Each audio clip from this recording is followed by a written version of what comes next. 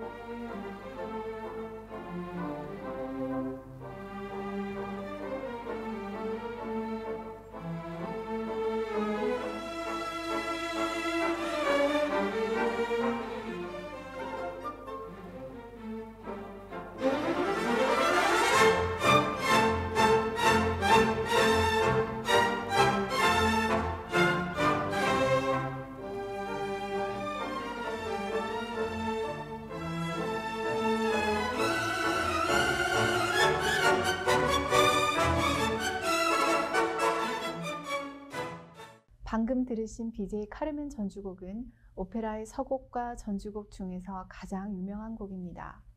서곡과 전주곡은 약간의 차이가 있지만 둘 다 오페라의 막이 오르기 전에 오케스트라가 연주하는 관현악곡을 말합니다. 원래는 사람들에게 오페라의 시작을 알리기 위한 용도였는데요. 이후에는 오페라의 내용을 담게 됩니다. 들으신 카르멘 전주곡은 두 부분으로 되어 있는데요. 앞부분은 경쾌하고 축제 분위기가 나면서 투사의 노래가 나오고요. 뒷부분은 여주인공의 비극적 종말을 암시하는 카르멘의 운명 모티브가 나옵니다. 들으신 부분은 흥겨운 앞부분이었습니다.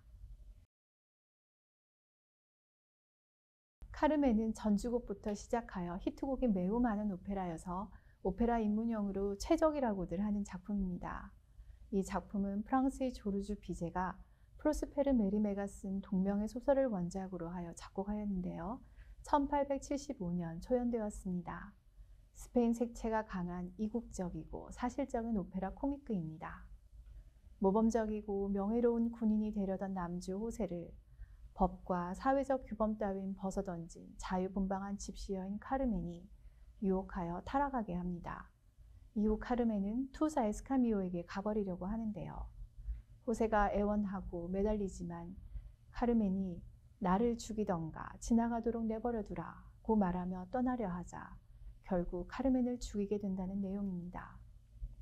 여주 카르멘을 두고 치명적 매력으로 남자를 파멸에 이르게 하는 판무파탈로 보기도 하고 또 남자에게 종속되지 않는 자유롭고 당당한 여인으로 보기도 합니다. 초연 당시 파리 시민들은 호의적이지 않았다는데요. 한 평론가는 비제가 자신의 여주인공을 창조하느라 사회의 하수구에 빠져버렸다고 평했답니다. 하지만 이후에 대단한 성공을 이루게 되는데요. 작곡가 프람스는 이 작품을 20번씩이나 관람하며 작품의 예술성을 극찬하고 영감을 받았답니다. 철학자 니체는 카르멘에 완전 매료되어 사랑의 본질을 이루는 비극적 장난이 그렇게 강렬하고 무시무시하게 표현된 경우를 본 적이 없다라고 평했다네요. 또 정신의학자 융은 비제의 오페라는 끝없이 몰아치는 바다의 파도처럼 나를 도취하게 했고 압도했다라고 했답니다. 지금 들려드릴 곡은 오페라 아리아 중 가장 유명한 곡 중 하나인데요. 자유롭고 당당한 집시여인 카르멘이 범생이 남주 호세를 유혹하려 부르는 관능적인 춤곡 하바네라, 사랑은 길들이지 않은 새, 잠시 들으시겠습니다.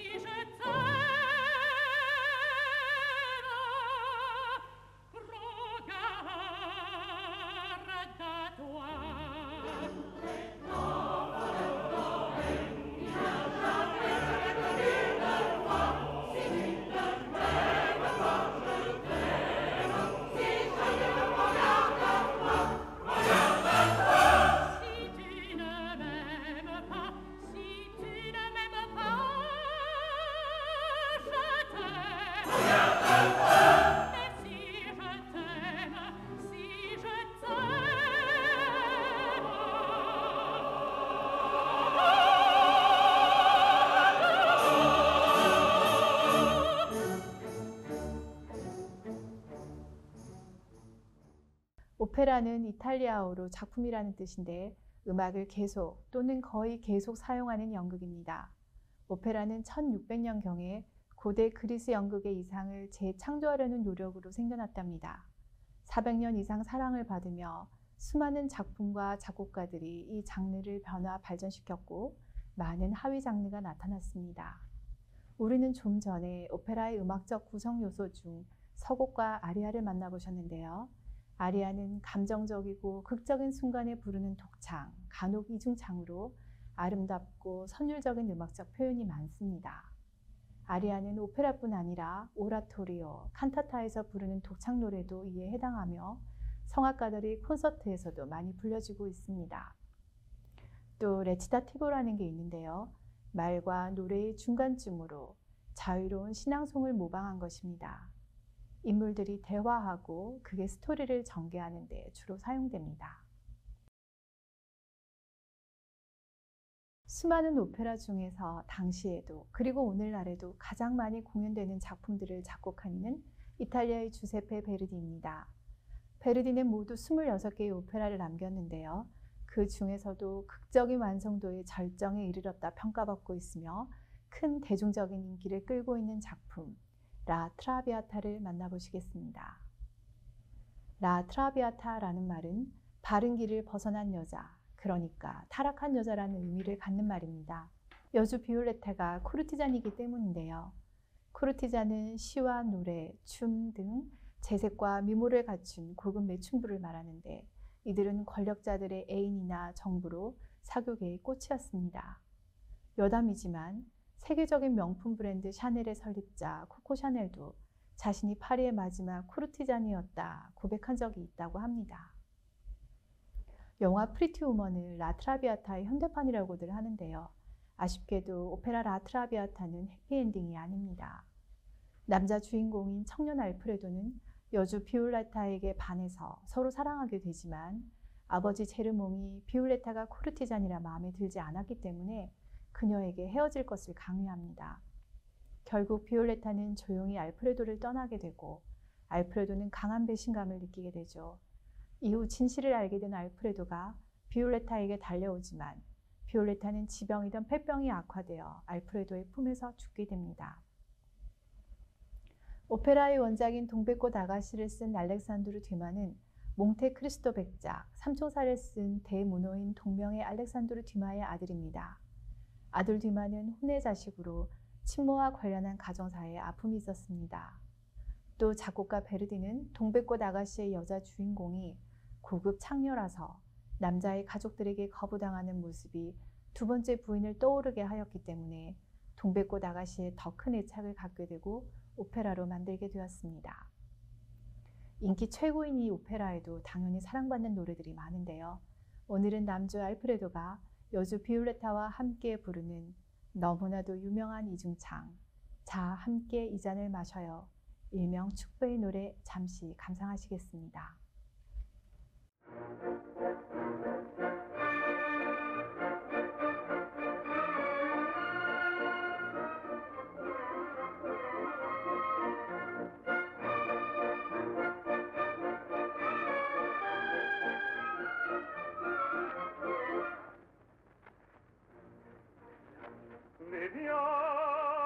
Liviamo nei lieti calici che la bellezza infiora e la fuggevol ora s'inebria voluta liviane i dolci fremiti che suscita l'amore poiché quello più al cuore onnipotente va.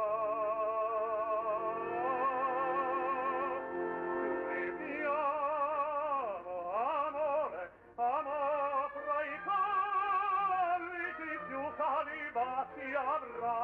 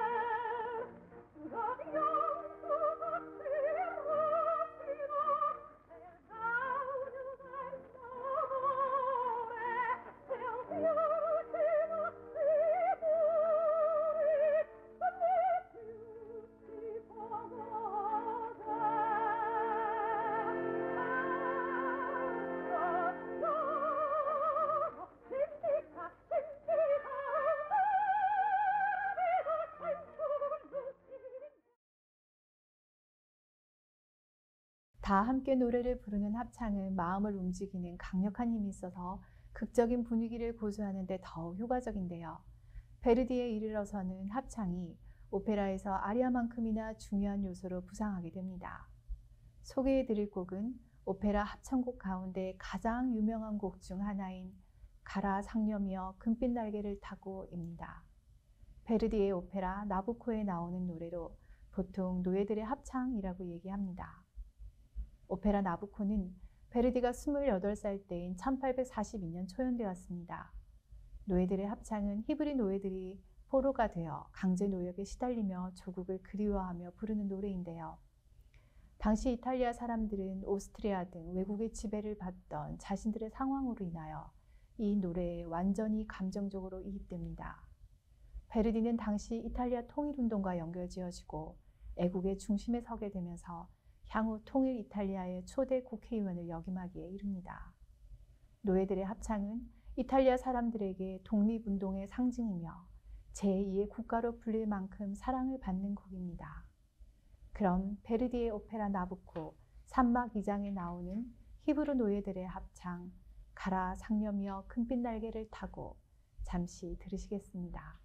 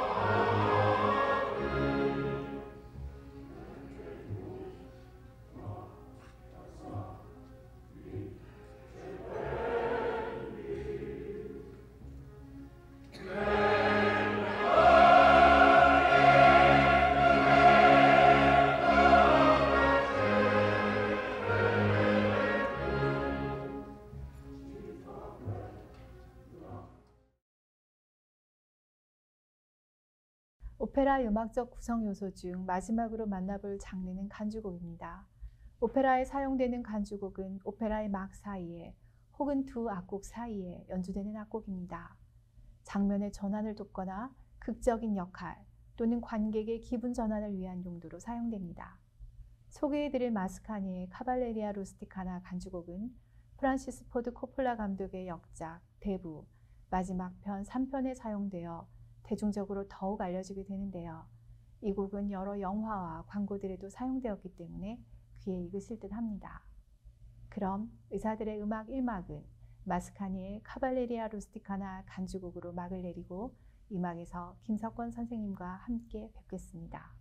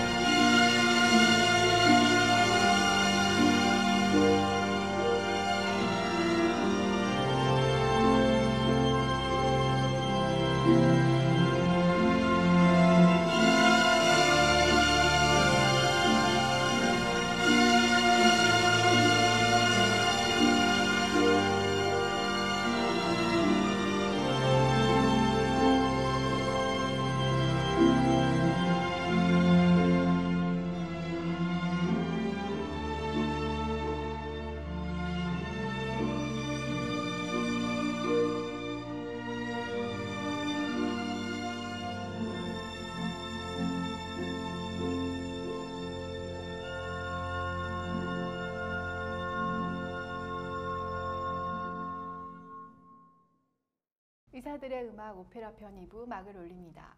저는 한의사 이지영입니다. 2부에서는 성형외과 전문의 김석권 선생님과 함께 하시겠습니다. 안녕하세요, 선생님. 예, 선생님 안녕하세요. 김석권 선생님은 다양한 음악 활동을 하시고 음악사랑, 특히 오페라에 대한 애정이 대단하신 걸로 알려져 있는데요. 그럼 이 시간에는 김석권 선생님께서 안내해 주시는 오페라의 세계로 우리 함께 떠나보려 합니다. 오페라에 대한 관심은 언제부터이신가요? 예, 고등학교 1학년 때 음악 선생님께서 도니제티 오페라 사랑의 묘약이 공연되니 관심 있는 학생들은 한번 가보라고 권유를 했습니다. 학생 할인 티켓을 원하는 학생에 나누어 주셨는데 그때 처음으로 오페라 공연을 접하게 되었고 관심을 갖게 되었습니다. 그 오페라는 도니제티의 사랑의 묘약이었습니다. 코믹 오페라여서 흥미롭게 관람하였습니다. 그 이후에도 라트라비아타, 토스카, 마술피리 등을 관람하였습니다. 오페라단 후원의 회상도 하셨다 들었습니다. 예, 2010년에 그랜드 오페라단 단장을 만난 후 후원 회장을 맡게 되었고 후원회를 활성화시켜 매년 오페라를 공연할 수 있도록 도왔습니다. 저도 오페라 음악에 매진하여 약 200여 편의 오페라 DVD를 구입하여 공부하였죠. 성악 공부를 하게 된 계기가 되기도 하였습니다. 좋아하는 오페라 작곡가는 누구인가요? 모든 오페라는 다 매력이 있지만은 특히 모차르트, 로시니, 베르디, 비제, 푸치니 그리고 바그너의 오페라를 좋아하는 편입니다. 그러나 그 중에서 푸치니의 오페라를 가장 좋아하는 편이죠. 푸치니에 대한 소개 부탁드립니다. 예, 푸치니는 루크라고 하는 토스카나 지역의 소도시에서 1858년에 태어났죠. 그 당시 베르디는 45세 되는 그런 나이였어요. 이 도시는 많은 음악가를 배출한 도시였죠. 프란체스코 제미냐니, 보케레니, 카탈라니가 이 도시 출시입니다. 푸치니의 집안은 4대째 재능 있는 작곡가와 오르가니스트를 이어왔으니 재능을 개발할 수 있는 기회가 조금도 부족함이 없었습니다. 그러나 푸치니는 어린 시절에 조금도 가만히 있지 못하는 소위 다동아였던 것 같습니다. 책상머리에 진득히 앉아서 공부를 하지 못하니 공부가 잘 될 턱이 없었죠. 공부라면 질색이었으나 음악만큼은 자연스럽게 받아들일 수 있었지요. 그 유전자에는 음악의 피가 흐르고 있었던 겁니다. 18세에 친구와 함께 걸어가가지고 아이다 공연을 관람했는데 뭐 돈이 있었겠어요? 그냥 무턱대고 가가지고 나는 음악 학교 학생이다 라고 하면서 애걸해서 겨우 뒷좌석 어디에 앉았겠죠. 아이다를 듣던 중 내 앞에 음악의 길이 열리는 것을 느낄 수 있었다 라고 회상을 합니다. 1876년 18세에 본격적 작품인 관현악을 위한 전주곡을 썼습니다. 이어 1877년에는 성 바우리노를 위한 무대틀을 작곡하여 푸치니가 재학 중이던 파치니 음악원과 성 바우리노 성당에서 연주되어 푸치니의 창작력이 급성장함을 드러내었죠. 이 곡도 당시 꽤 많이 연주되었다고 합니다.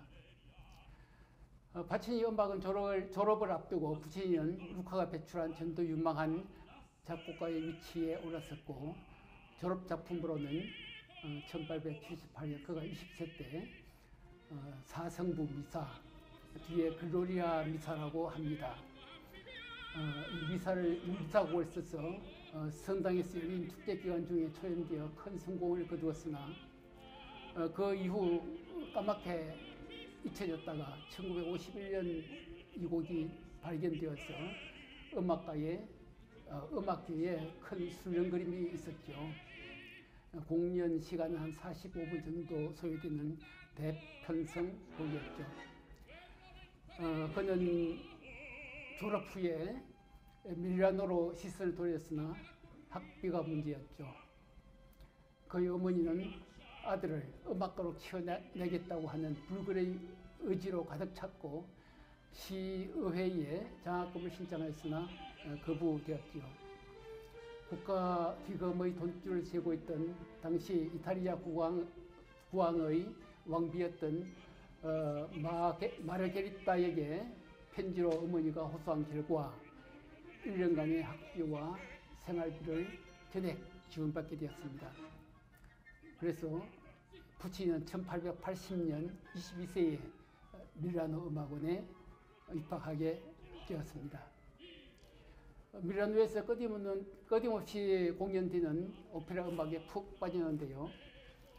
바이올리니스트이자 작곡가였던 안토니오 바치니 문화에서 배우게 되었고 해낙사중주 D장조를 처음으로 작곡하였습니다.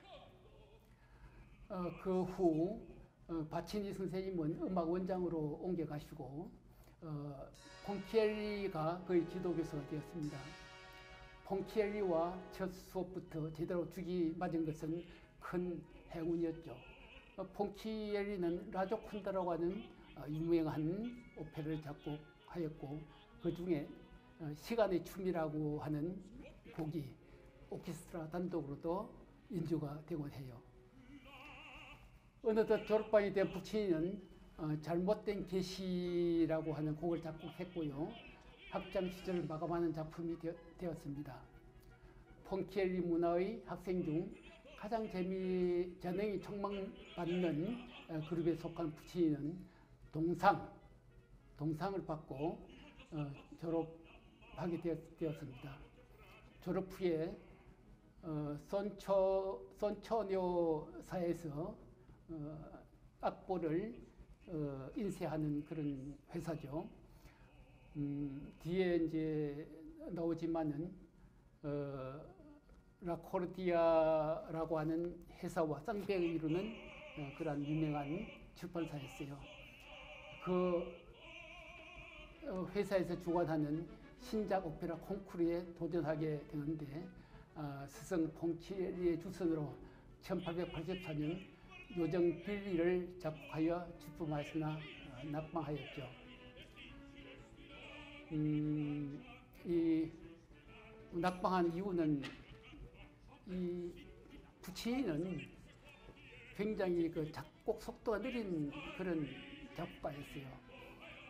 석 달 동안 기한이 있었는데 뭐 거의 다 돼가지고 마감을 하고 작곡을 끝마치고 마감 직전에 그냥 출품을 했지만은 그 응모 요강에 악보를 깨끗하게 필사하여서 보낼 것 이라고 하는 데에 딱 걸리게 됐죠.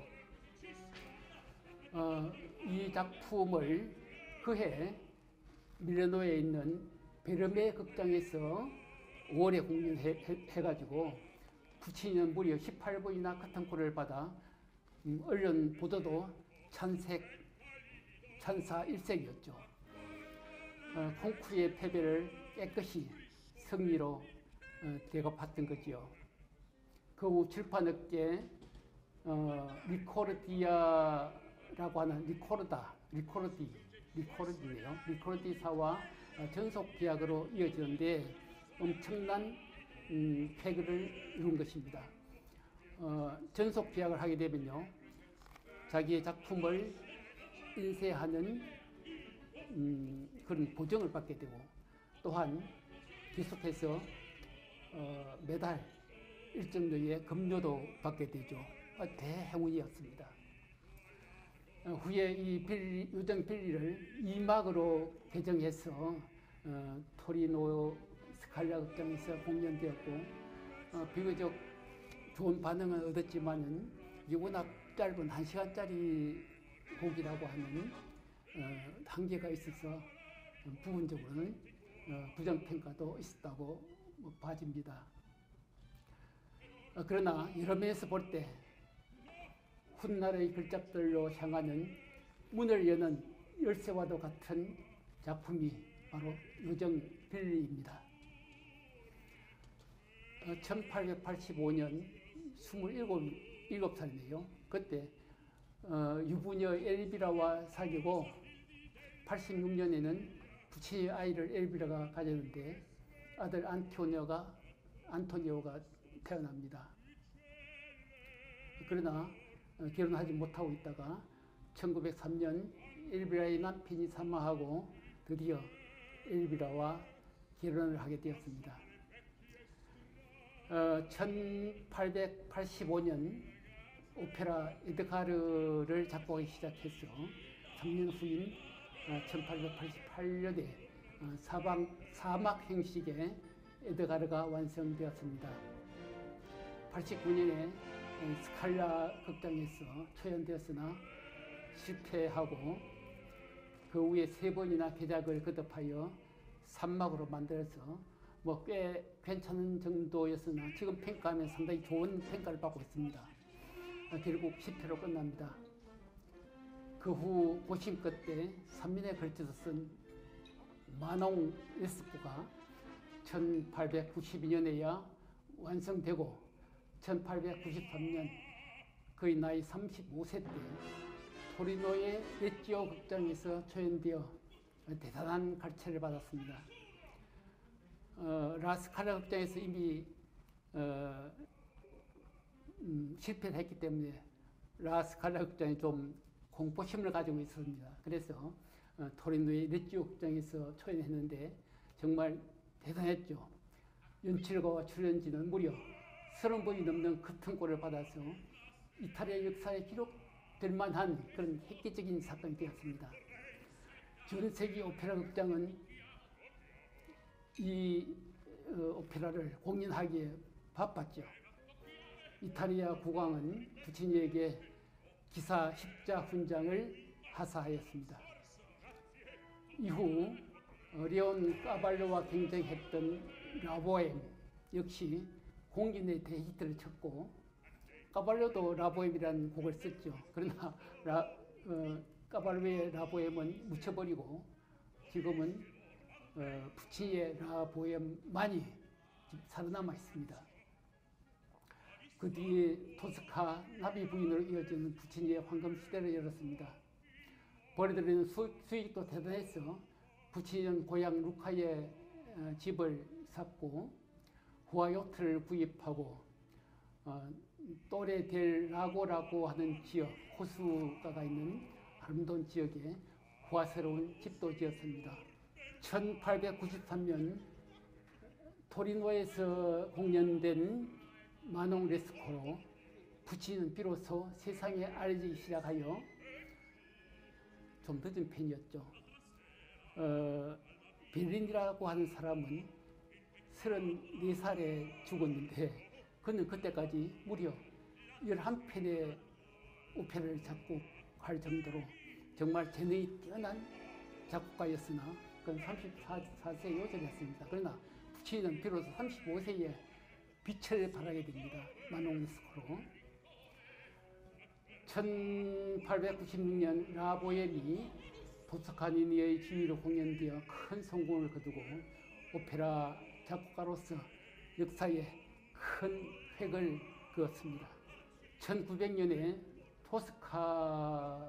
1900년 로마에서 토스카를 공연하였고 1904년에는 밀라노에서 나비 부인이 초연되어서 대찬사를 받았으며 베르디의 후계자다라고 인정을 받게 되었습니다. 그 이후에 베르디는 미국으로 건너가서 1910년 미국적인 오페라 서부의 처녀, 서부의 아가씨로도 알려져 있죠. 작곡했고 비교적 미국에서 성공을 거두었습니다. 그러나 유럽에서는 그렇게 환영을 받지 못했대요.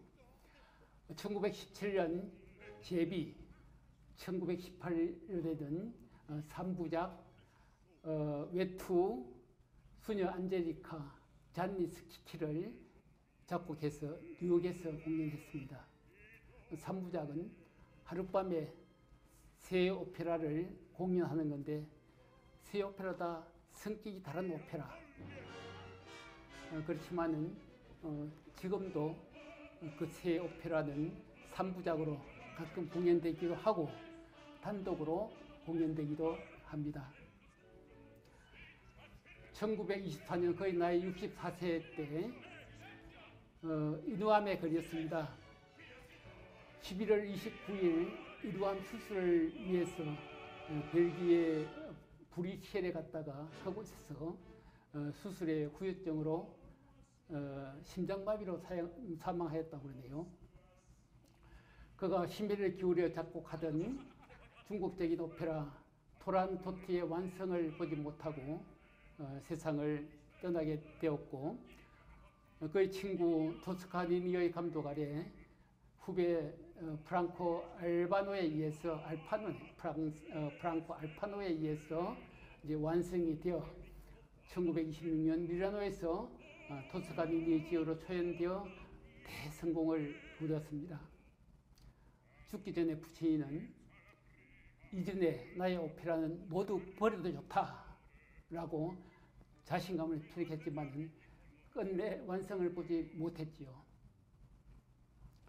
푸치니의 작품들은 현대 이탈리아 오페라로 나아가는 길을 연 음악가로서 유리한 관현악법의 구사로 애절한 적이 넘치는 선율, 대중에게 호소력이 큰 대본의 선택으로 아주 이전에 볼 수 없었던 큰 성공을 거두게 되었습니다. 베르디의 뒤를 이어서 인간 목소리의 황홀함을 추구하는 이탈리아 음악의 전통에서 베리즈모, 사실주의라고 그러죠. 베리즈모의 물결이 출렁대며 20세기의 새로운 오페라 기법, 바로 독일 바그너 음악을 받아들이는 거죠. 바그너 음악도 수용한 이탈리아 근대 음악의 거장이었습니다. 그의 오페라는 오늘날 세계 각지의 오페라 하우스에서 풍미하고 있죠. 오페라 라보엠에 대한 소개 부탁드릴게요. 예. 오페라 라보엠은 가난한 보헤미안의 네 친구, 보헤미안 하면은 체코의 보헤미아 지방을 의미하고, 보헤미안 하면은 보헤미아 사람들 하는 그런 의미입니다. 네 친구인 로돌프 시인이죠. 화가 마르첼로, 철학자 콜린, 음악가 쇼나르, 가난한 네 친구의 우정, 그리고 미미와 마제타와의 사랑과 이별 이야기를 담은 좀 애절한 그런 오페라죠. 1막은 파리의 어느 흐름한 집 다락방에서 크리스마스 이브를 맞이하지만 아무것도 먹을 게 없고 추위에 떨며 루돌프의 원고 뭉치도 나루에 쑤셔 넣어 추위를 이기는데, 쇼나르가 빵과 포도주를 들고 의기양양하게 등장을 합니다. 그는 부잣집에 죽어가는 앵무새를 위해 바이올린 연주를 하다가 새가 죽지를 않자 그냥 새의 목을 비틀어버리고 일당을 받은 것이죠. 오랜만에 빵과 포도주를 마시고 시인한 그들은 방세를 받으러 온 주인장을 놀래주고 크리스마스 이브를 즐기려 기고해야 할 원고를 써야 하는 로돌프를 남겨두고 그리로 나섭니다. 그때 같은 집 옥탑방에 사는 아름다운 처녀 미미가 촛불에 불을 붙이러 찾아옵니다. 폐병을 앓고 있는 미미는 더욱 청순하고 아름답게 보였죠. 불은 첫눈에 호감을 느낍니다. 촛불을 붙인 미미는 방을 나서다 잠시 다시 들어옵니다. 열쇠를 두고 간 것이죠. 탁자 아래에 있는 열쇠를 루돌프는 이미 발견하고 일부러 촛불을 꺼버리고 깜깜한 밤에서 열쇠를 찾는 척 방바닥을 더듬거리죠. 그때 루돌프는 미미의 손을 잡습니다. 미미의 손은 무척 차가웠습니다. 이때 루돌프가 부르는 아리아, 그대의 산손입니다. 손이 차네요. 손을 따뜻하게 합시다. 라며 루돌프는 자신을 시인이라 소개하고 미미도 내 이름은 미미, 내 이름은 무치한데 사람들이 미미라고 한답니다 라며 자신을 소개합니다. 둘은 사랑이 싹트고 친구들이 간 카페로 가기로 합니다. 이 막에 쓰는 떠들썩한 카페의 전경입니다. 화가 마르첼로의 연인인 무제tta의 서정적인 아름다운 왈츠의 노래를 듣습니다. 로돌프와 미미는 다정한 연인이 되어 있습니다.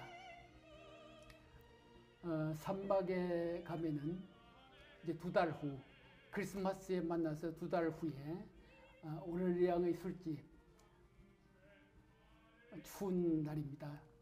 미미는 기침을 하면서 무제tta와 함께 살고 있는데 미미는 마르첼로를 만나서 루돌프의 그 변심을 이야기합니다. 로돌프는 미미의 병이 더욱 깊어지자 자신의 가난함으로 미미를 돌보지 못하니 헤어지기를 결심했죠. 사마에 가서 두 사람은 서로의 모습을 그리워하면서 루돌프와 마르첼로 간의 이중창 미미는 영영 돌아오지 않아를 부릅니다. 시오나르와 코리네가 들어와 함께 월츠를 추는데 무제tta가 죽어가는 미미를 데리고 옵니다. 무제tta는 자신의 액세서리를 팔아서 의사를 부르고 또 그동안 미미가 가지고 싶어 했던 토시를 삽니다. 코리네는 낡은 외투를 팔아서 외투의 노래를 부릅니다. 미미는 연인의 팔에 안겨 죽으러 온 것입니다. 미미는 따뜻한 토시를 손에 끼고 지난 날을 회상합니다. 미미를 애타게 부르며 오일하는 루돌프. 그의 슬픈 목소리를 들으면서 미미는 쓸쓸하게 죽어갑니다. 이게 라보엠의 이야기죠. 오페라 투란도트에 대한 소개 부탁드릴게요. 예, 투란도트. 말만 들어도 가슴이 뛰는 오페라입니다. 12편의 오페라를 작곡한 부치니의 최후의 걸작이죠. 이제까지 내 오페라 모두를 버려도 좋다라고 할 정도로 이 투란도트에 대한 자신감이 있었는데요. 부치의 사후 1926년 토스카니니의 지휘로 라스칼라자에서 초연되었습니다. 오페라의 내용은 공주가 던진 세 개의 수수께끼를 맞추지 못하면 목숨을 내놓아야 함에도 불구하고 외국의 숱한 왕자들이 청혼하러 왔다가 형장이 이슬로 사라져가는 그런 일막의 모습입니다. 이제 오늘은 전쟁의 폐나라를 잃은 이방의 왕자 칼라프, 그가 드디어 냉혹한 공주에 반해서 수수께끼의 목숨을 걸게 됩니다. 수수께끼를 모두 풀었으나 공주가 순순히 칼라프 왕자를 받아들이지 않습니다. 그러자 칼라프는 역제안을 하게 되죠. 새벽이 동틀 때까지 내 이름을 당신이 알아내면은 나는 당신을 포기하고 죽음을 기꺼이 받아들이겠다는 제안이죠. 칼라프의 이름을 알아내기 위해서 북경의 모든 사람들은 잠을 들지 못하고 있습니다. 망한 왕 티무르인 칼라프의 부친이죠. 부친과 몸종인 류가 잡혀서 이름을 알아내기 위해서 해란이 된 관리들에게 모진 고문을 당한 끝에 류는 왕자를 위해 기꺼이 목숨을 끊게 되고 드디어 문동이 펴옵니다. 푸치니는 여기까지 작곡을 하고 지금까지 작곡했던 곡을 가슴에 안고 후두암의 수술 후유증으로 그 심장마비로 사망하게 됩니다. 그래서 루의 희생을 딛고 칼라파가 마침내 투란도트 공주의 사랑을 얻게 되어 공주와 결혼하게 되는 해피 엔딩이죠. 푸치니와 절친이었던 토스카니니의 감독 아래 그의 후배인 프랑코 알바노가 완성하였고 라스칼라 극장에서 초연될 때 토스카니는 류의 죽음까지만 연주한 뒤에 푸치니 선생님은 여기까지 작곡을 하고 돌아가셨습니다 라면서 숙연히 지휘봉을 내려놓습니다. 물론 그 다음에 연주는 알파노가 작곡한 이 마지막 부분도 함께 연주를 하게 됩니다. 베이징 올림픽 무렵에 베이징에서 이 오페라를 대대적으로 공연하여 세계적인 이목을 끈 적이 있었죠. 21세기에도 푸치니의 오페라는 세계 각국의 오페라 하우스를 풍미하며 가장 많이 연주되고 흥행이 보장되는 불멸의 오페라들로 남아 있습니다. 오늘은 성형외과 전문의 김석권 선생님께서 들려주시는 푸치니 오페라를 만나보셨는데요. 흥미롭고 즐거운 시간이 되셨기를 바랍니다. 그럼 김석권 선생님께서 부르시는 공주는 잠 못 이루고를 끝으로 의사들의 음악 그 두 번째 시간 오페라 편 마무리하겠습니다. 감사합니다. 감사합니다. 계절이 더 많이 나 저러시리 살도 저렇게 줘봐 알부여 논세 들어봐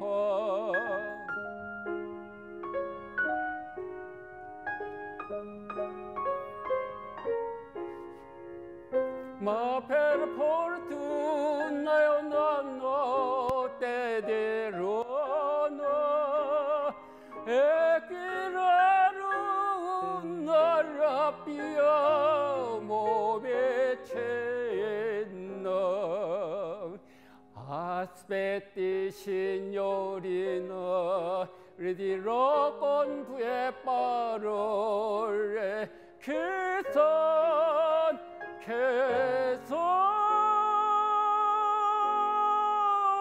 손에게 바쳐 고매의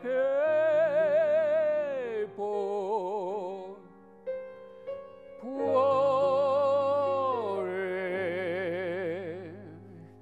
개손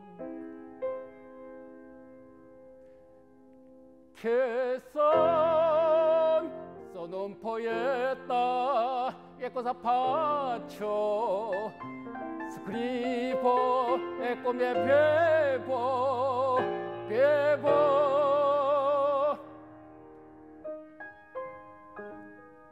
in povertà mia lieta sciaglio da gran signore rimedini d'amore per sogni per che mere e per castelli e naria l'anima meglio naria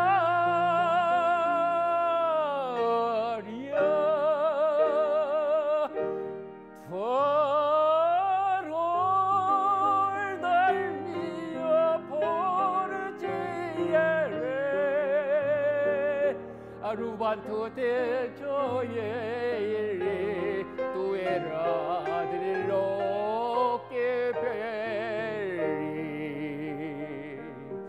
pentra con voi porora ed il miei sogno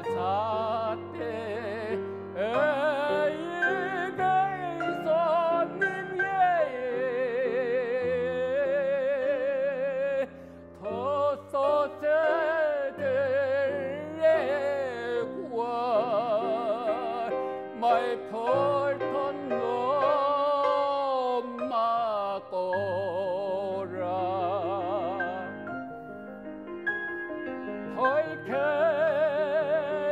poiché va preso Santa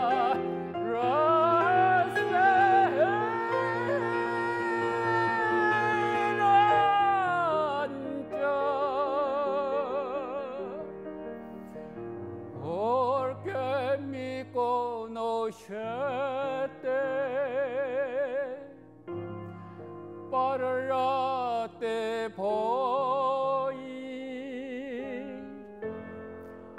te parrate che ciete vi piaccia te.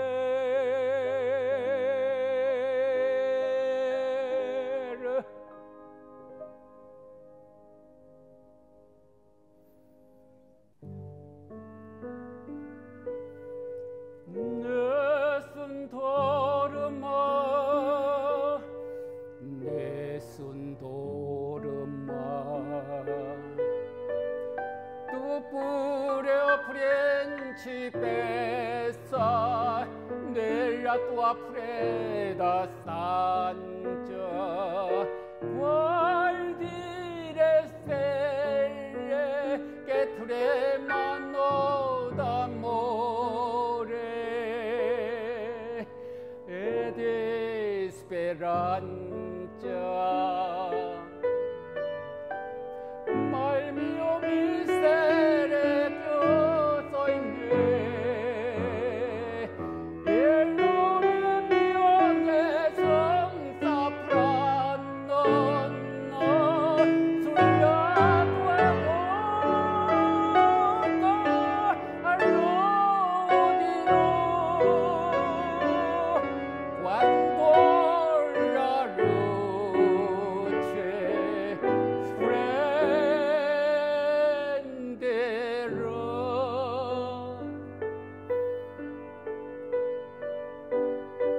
ed il mio bacio sciogliere